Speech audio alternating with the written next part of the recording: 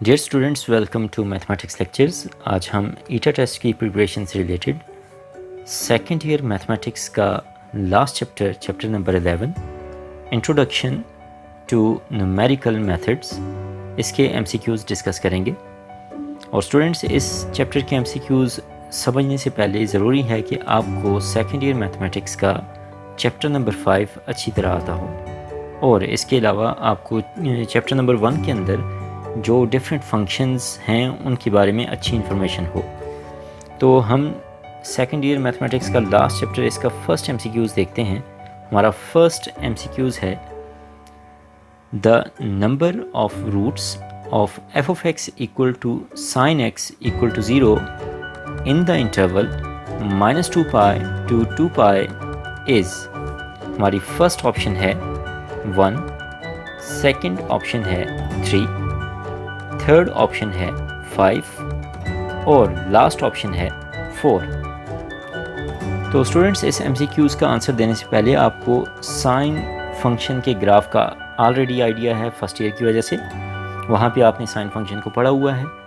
तो ये एक वेव की फॉर्म में चलता जाता है, इसकी डोमेन -इन्फिनिटी से इन्फिनिटी है, लेकिन यहाँ पे हमें इंटरवल गिवन है -2 पाई से लेके 2 पाई तक। तो आप अगर साइन एक्स का ग्राफ देखें तो आपको वहाँ पे नज़र आएगा कि ये ग्राफ किन पॉइंट्स पे एक्स एक्सिस को कट करता है। तो इस क्वेश्चन का आंसर देने से पहले आपको ये भी पता होना चाहिए कि एक फंक्शन का रूट क्या होता है। तो यहाँ पे अगर हमारे पास फंक्शन है एफ ऑफ एक्स और ये इक्वेशन हमारे पास है f of x equal to 0, तो इसका रूट वो एक्स की वैल्यू होगी जिसे जब यहाँ पे रिप्लेस किया जाए तो ये फंक्शन 0 बन जाए, मीन्स ये इक्वेशन सेटिस्फाई हो। तो वो पॉइंट जो होगा वो फंक्शन का रूट कहलाता है। तो ये जो रूट्स होते हैं ये वो पॉइंट्स होते हैं जहाँ पे ये फंक्शन एफ ऑफ एक्स इसका ग्राफ एक्स एक्सिस को कट करता है। तो अगर आप साइन एक्स के ग्राफ पे गौर करें तो वो जो ग्राफ है वो -2 पाई पे भी 0 एक्स एक्सिस के साथ इंटरसेक्ट करता है और 0 होता है। इसके बाद वो -पाई पे भी 0 होगा, वो 0 पे भी 0 होगा और पाई पे भी 0 होगा और 2 पाई पे भी 0 होगा। इसलिए ये सारे पॉइंट्स जो अभी मैंने आपको बताए हैं, ये -2 पाई से लेके 2 पाई तक वो सारे पॉइंट्स हैं जिन पे ये इक्वेशन सेटिस्फाई होती है, मीन्स ये फंक्शन 0 के इक्वल होता है। इसलिए आपने देखा कि इस इंटरवल के अंदर -2 पाई से लेके 2 पाई तक हमारे पास टोटल 5 पॉइंट्स ऐसे हैं जिस पे ये फंक्शन इक्वल टू 0 हो रहा है। तो वो पॉइंट्स इस इक्वेशन के रूट्स हैं, इसलिए ऑप्शन सी हमारा राइट आंसर है। इसके बाद हम नेक्स्ट एमसीक्यूज़ देखते हैं। हमारा सेकंड एमसीक्यूज़ है the slowest converging method of the following numerical methods is। हमारी फर्स्ट ऑप्शन है बाइसेक्शन मेथड, हमारी सेकंड ऑप्शन है रेगुलर फॉल्सी मेथड, हमारी थर्ड ऑप्शन है न्यूटन रॉफ्सन मेथड और हमारी लास्ट ऑप्शन है आइट्रेशन मेथड। तो स्टूडेंट्स, ये आपको पता होना चाहिए कि आपके चैप्टर नंबर 11 के अंदर आप जो सबसे पहला न्यूमेरिकल मेथड रूट्स कैलकुलेट करने के लिए पढ़ते हैं वो है बाइसेक्शन मेथड, और ये बाकी सारे मेथड से उनकी निस्बत सबसे स्लो मेथड है। ये सबसे स्लो कन्वर्ज करता है एक्चुअल रूट की तरफ, इसलिए यहाँ पे हमारा राइट आंसर है ऑप्शन ए। इसके बाद हमारा नेक्स्ट एमसीक्यूज़ है the root of e power x plus 1 minus 1 equal to 0 lies in the interval। हमारी फर्स्ट ऑप्शन है 0 to 5 क्लोज इंटरवल, हमारी सेकंड ऑप्शन है -5 to -2 क्लोज इंटरवल, हमारी थर्ड ऑप्शन है -1.5 to 0 क्लोज इंटरवल और हमारी last option है -0.5 to 2 close interval. तो यहाँ पे अगर आप इस इक्वेशन पे गौर करें तो e power x plus 1 minus 1 equal to 0, ये किस पॉइंट पे 0 के इक्वल होता है? तो आप देखें, अगर आप इसे सॉल्व करें तो e power x plus 1 equal to 1 है, और 1 को हम लिख सकते हैं e पावर 0। दोनों साइड्स पे बेसिस सेम हैं तो आप पावर्स को आपस में इक्वल ले लें, और आप देखेंगे कि x प्लस 1 इक्वल टू 0 होगा, means x equal to minus 1 होगा। तो यहाँ से आप इसे कैलकुलेट करके देख सकते हैं, x इक्वल टू माइनस 1 हमारा रिक्वायर्ड रूट है। तो यहाँ से आप देखेंगे कौन सा इंटरवल है जिसके अंदर ये point x equal to minus 1 मौजूद है। तो अगर आप देखें तो हमारे पास जो ऑप्शन सी है, जिसमें माइनस 1.5 से लेके 0 तक सारे रियल नंबर्स मौजूद हैं, तो इसमें माइनस 1 भी मौजूद है, इसलिए ऑप्शन सी हमारा राइट आंसर है। स्टूडेंट्स, हमारा नेक्स्ट MCQs है, the root of f of x equal to 0 lies in the interval close interval a, b if हमारी फर्स्ट ऑप्शन है f at a into f at b is greater than 0। हमारी second option है f at a into f at b is equal to 0। हमारी third option है f at a into f at b is strictly less than 0। और हमारी last option है none of these। तो students, ये हमेशा mind में रखें कि जब भी आपको कोई इंटरवल गिवन हो, जिस तरह यहाँ पे जनरली कहा गया है कि इंटरवल है a, b जिसके एंड पॉइंट्स a और b हैं, तो आपने अगर फंक्शन का रूट कैलकुलेट करना होगा, इक्वेशन का रूट कैलकुलेट करना होगा f of x equal to 0, तो आप ये चेक करेंगे कि इन दो एंड पॉइंट्स पे फंक्शन की वैल्यूज़ अपोजिट हैं या नहीं हैं। अगर एक पे वैल्यू पॉजिटिव है तो दूसरे एंड पॉइंट पे वैल्यू नेगेटिव होनी चाहिए।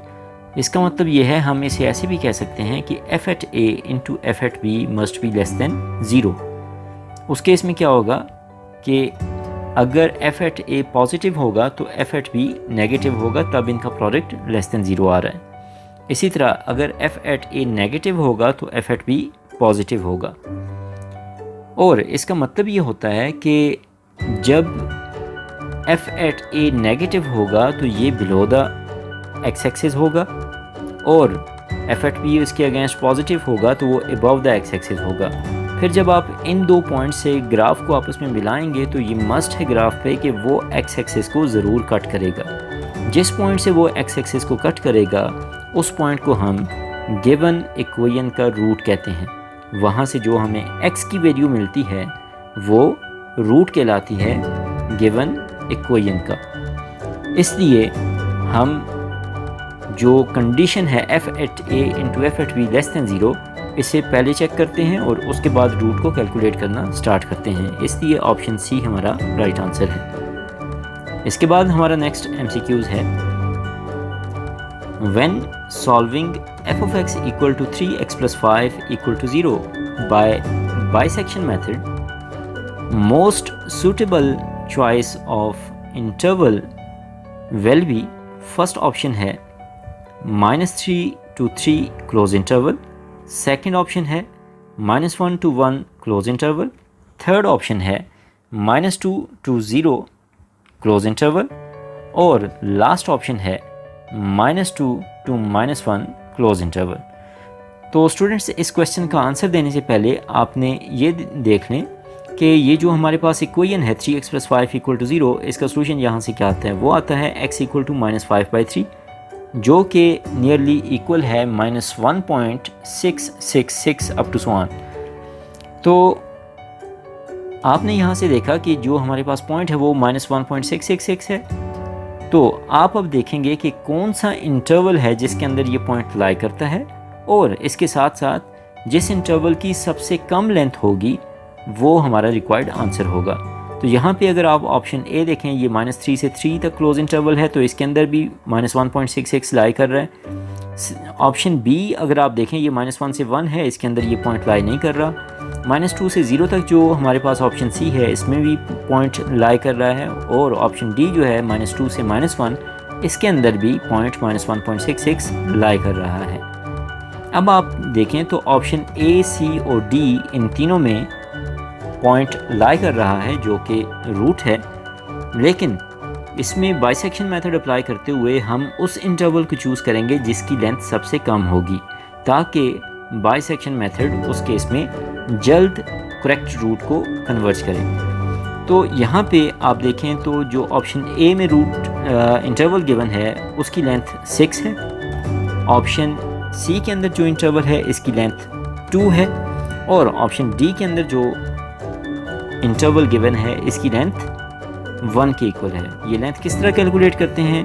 Final point minus the initial point is equal to the length of the interval. 3 minus into minus 3 is equal to 3 plus 3, which is equal to 6. Similarly, this length is 2 and this length is plus 1. तो यहाँ पे आपके पास सबसे छोटी length option D में आ रही है जिसमें रूट भी लाई कर रहा है, इसलिए ऑप्शन डी हमारा राइट आंसर है। इसके बाद हमारा नेक्स्ट MCQs है, Which of the following method is an open method? हमारी फर्स्ट ऑप्शन है बाइसेक्शन मेथड, हमारी सेकंड ऑप्शन है न्यूटन रॉब्सन मेथड, हमारी थर्ड ऑप्शन है रेगुलर फाल्सी मेथड, और हमारी लास्ट ऑप्शन है ऑल ऑफ दीज। तो स्टूडेंट्स यहाँ पे इस MCQs का आंसर देने से पहले आपको पता होना चाहिए कि न्यूमेरिकल मेथड्स के अंदर ओपन मेथड्स कौन से होते हैं और क्लोज मेथड्स कौन से होते हैं। ओपन मेथड हम ऐसे मेथड को कहते हैं कि जिसे अप्लाई करने से पहले हमें ये ना पता हो कि रूट किस इंटरवल के अंदर लाई कर रहा है, जबकि क्लोज मेथड्स ऐसे मेथड होते हैं जिन्हें अप्लाई करने से पहले मींस उसकी आइट्रेशंस कैलकुलेट करने और आंसर कैलकुलेट करने से पहले ही हमें पता होता है कि ये इंटरवल है और इसके अंदर गिवन इक्वेशन का रूट होगा। तो अगर आप मेथड्स को डिटेल में स्टडी कर चुके हैं तो आपको पता होगा कि बाइसेक्शन मेथड और रेगुलर फाल्सी मेथड को अप्लाई करने से पहले हम इंटरवल पे चेक करते हैं कि f एट a और f एट b का अपोजिट साइन है या नहीं है। इसका मतलब ये है कि ये मेथड्स अप्लाई करने से पहले हमें पता चल जाता है कि एक इंटरवल है a टू b, उसके अंदर रूट लाई कर रहा है, जबकि न्यूटन रॉब्सन मेथड ऐसा मेथड है जिसे अप्लाई करने के लिए ये ज़रूरी नहीं है कि आपको इंटरवल का पता हो कि उसके अंदर रूट लाई कर रहा है। यहाँ पे जस्ट आप इनिशियल गैस को ही चूज़ करेंगे और फिर हर सक्सेसिव आइट्रेशन के बाद Newton Raphson method actual root के करीब तर होता चला जाएगा। इसलिए न्यूटन रॉब्सन मेथड हमारे पास एक ओपन मेथड है, ऑप्शन बी हमारा राइट आंसर है। इसके बाद हमारा नेक्स्ट MCQs है, To approximate root of equation f of x equal to 0, Newton-Robson iteration scheme is, हमारी फर्स्ट ऑप्शन है xn plus 1 is equal to xn minus f at xn whole divided by f prime at xn। हमारी second option है xn plus 1 is equal to xn minus f prime at xn whole divided by f at xn। हमारी third option है xn plus 1 is equal to x naught minus f at xn whole divided by f prime at xn। हमारी last option है xn plus 1 is equal to x naught minus f at xn whole divided by f prime at xn minus 1। तो students आपको पता होना चाहिए कि Newton Robson iteration scheme जो है वो हमारे पास इस तरह डिफाइंड होती है कि xn plus 1 is equal to xn minus f at xn whole divided by f prime at xn, और इसमें n की सबसे छोटी वैल्यू होगी 0, उसके अगेंस्ट हमारे पास फर्स्ट आइट्रेशन आएगी। तो आप देखें तो राइट हैंड साइड पे आपको नज़र आ रहा है कि यहाँ पे फिर x नॉट होगा और ये क्वांटिटी भी x नॉट की फॉर्म में होगी, इसलिए हमें एक इनिशियल गैस यहाँ पे चाहिए होता है x नॉट, जिसे यूज़ करते हुए हम फर्स्ट आइट्रेशन को कैलकुलेट करते हैं। इसलिए यहाँ पे हमारे पास जो करेक्ट आइट्रेटिव स्कीम है न्यूटन रॉब्सन मेथड की वो ऑप्शन ए के अंदर लिखी गई है। इसके बाद हमारा नेक्स्ट MCQs है, Newton Raphson method fails if in the domain of f of x we have, हमारी फर्स्ट ऑप्शन है f prime at x is greater than 0, हमारी सेकंड ऑप्शन है f prime at x is f double prime at x is greater than zero. हमारी third option है f prime at x is equal to zero. और हमारी last option है f prime at x is strictly less than zero. तो students, आपने अभी Newton Raphson method की iterative scheme देखी थी, तो उसमें आपको जो लास्ट टर्म नज़र आई उसके डी न्यूमरेटर में आपने देखा होगा कि वहाँ पे क्या था, f prime at x N.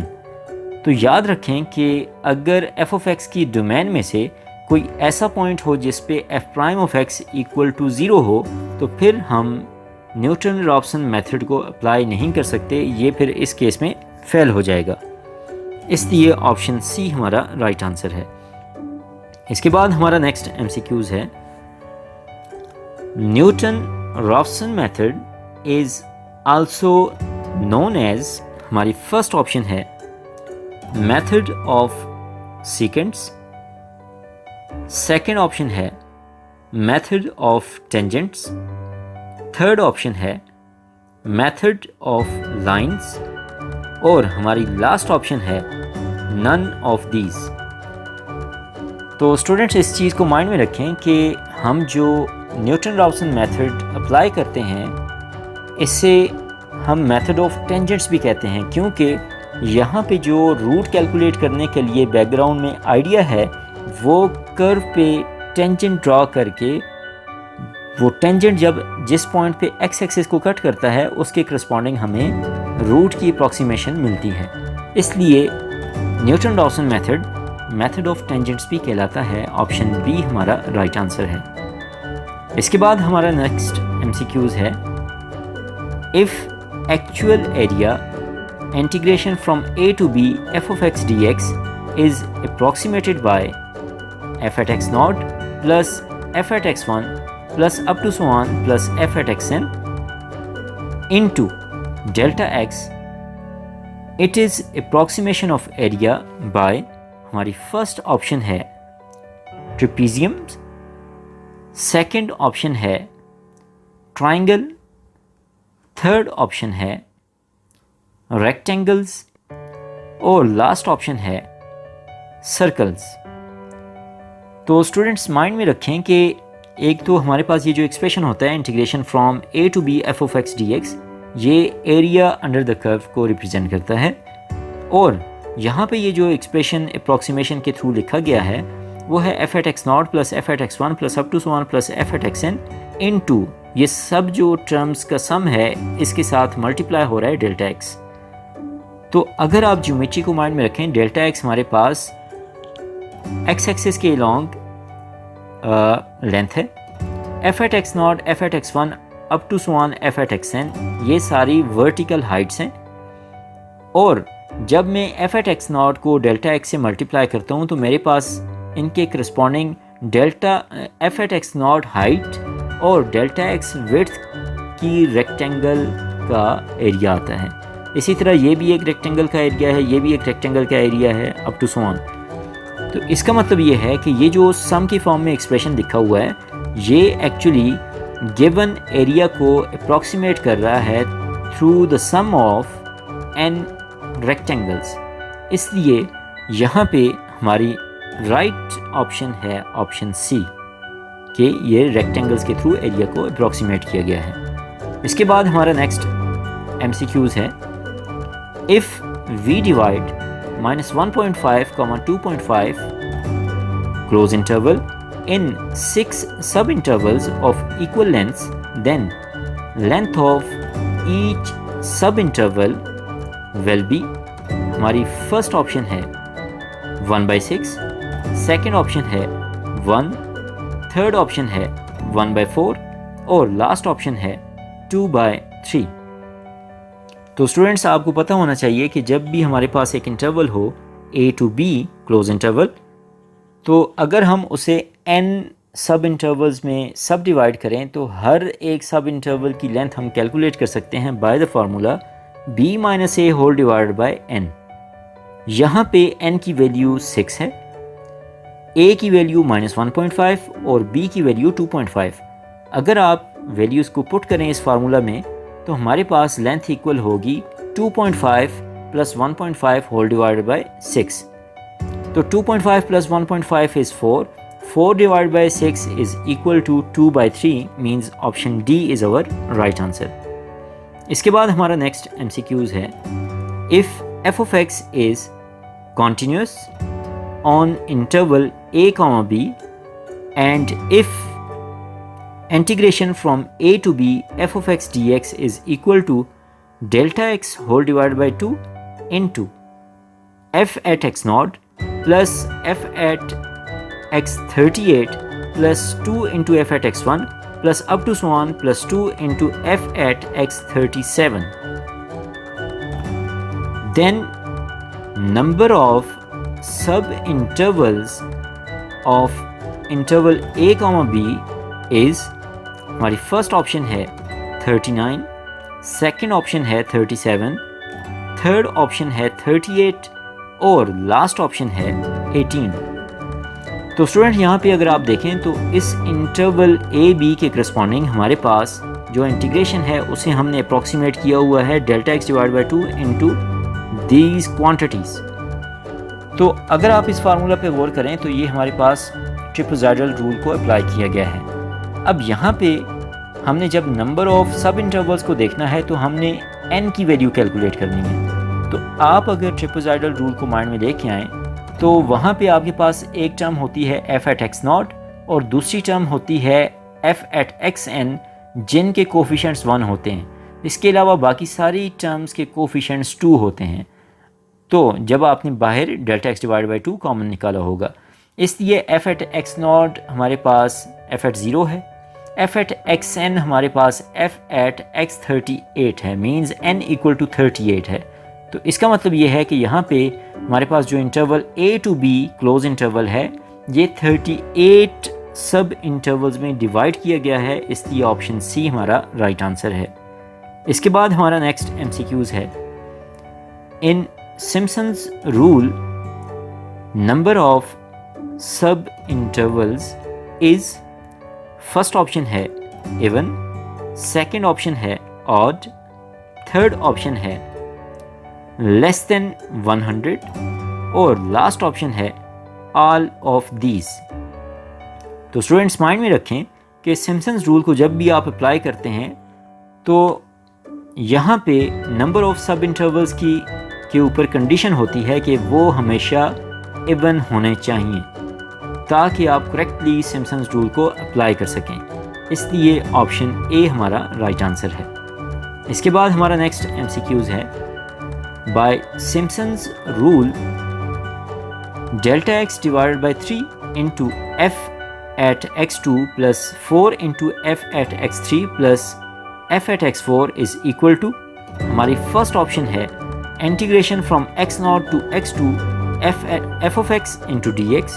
हमारी सेकंड ऑप्शन है integration from x0 to xn f of x into dx. हमारी थर्ड ऑप्शन है integration from x2 to x4 f of x dx. और हमारी लास्ट ऑप्शन है integration from x0 to x4 f of x dx. तो students अगर आपको Simpson's rule की general form आती है तो आप आसानी से उसे इसके साथ कंपेयर करके बता सकते हैं कि ये जो एक्सप्रेशन लिखा हुआ है ये किस इंटीग्रल की अप्रॉक्सीमेशन है. यहाँ पे आप देखें f2 का मतलब ये है f एट x2, f3 का मतलब ये है f एट x3 और f4 का मतलब ये है f एट x4. और ये फार्मूला सिम्पसन्स 1/3 रूल का है. तो यहाँ पे x2, x3 और x4 के करस्पॉन्डिंग फंक्शंस की वैल्यूज़ हैं. इसका मतलब ये है कि इंटीग्रेशन x2 से लेके x4 तक होगी, इसलिए ऑप्शन सी हमारा राइट आंसर है. इसके बाद हमारा नेक्स्ट MCQs है the exact value of integration from -1 to 2 x power 2 dx is equal to, हमारी फर्स्ट ऑप्शन है 3, सेकंड ऑप्शन है 7/3, थर्ड ऑप्शन है 4/3 और लास्ट ऑप्शन है 4. तो स्टूडेंट्स यहाँ पे आपके पास ये डेफिनेट इंटीग्रल गिवन है, एग्जैक्ट वैल्यू का पूछा गया है. इसका मतलब ये है आपने इसे न्यूमेरिकली अप्रॉक्सीमेट नहीं करना बल्कि इसे डायरेक्टली सॉल्व करना है फंडामेंटल थ्योरम ऑफ कैलकुलस को यूज़ करते हुए. तो यहाँ पे अगर आप इसे x पावर 2 को इंटीग्रेट करें तो हमारे पास एक्सप्रेशन बनेगा x³ डिवाइड बाई 3 और हमारे पास लिमिट -1 से 2 तक है। फंडामेंटल थ्योरम ऑफ कैलकुलस क्या कहता है कि आपने पहले अपर लिमिट को फंक्शन में पुट करना है और फिर माइनस टाइम्स लोअर लिमिट को पुट करें। तो यहाँ पे जब आप लिमिट्स को पुट करेंगे तो 2⁻³ divide by 3 is 8/3, -1³ minus into -1³ whole divide by 3 is equal to +1/3। इसका मतलब ये है कि हमारे पास एक्सप्रेशन बन जाएगा 8/3 + 1/3 which is equal to 9/3 which is equal to 3। इसका मतलब ये है ऑप्शन ए हमारा राइट आंसर है। इसके बाद हमारा नेक्स्ट MCQs है